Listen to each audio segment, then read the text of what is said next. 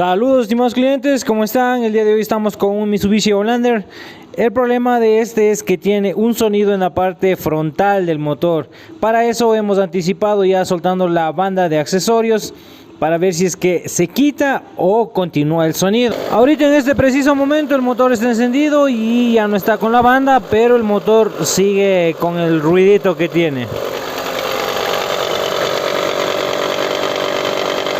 Ahorita que estoy desmontando estas tapas para llegar a la parte de la distribución, me encuentro que hay una fuga, ¿no? Y esto está bastante pronunciado porque se ve aceite por toda esta parte.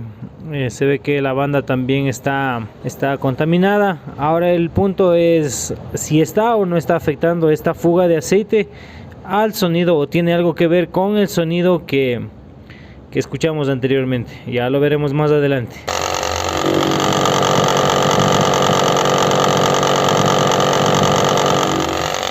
Y como pudimos escuchar, el sonido viene exactamente de adentro, así es que tenemos que desarmar todas las tapas. Algo bastante inusual que encontramos es la banda, que está súper floja, ¿no?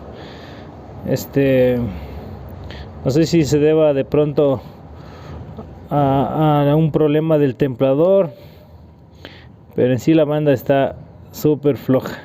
Muy bien, estimados clientes, tenemos aquí la raíz del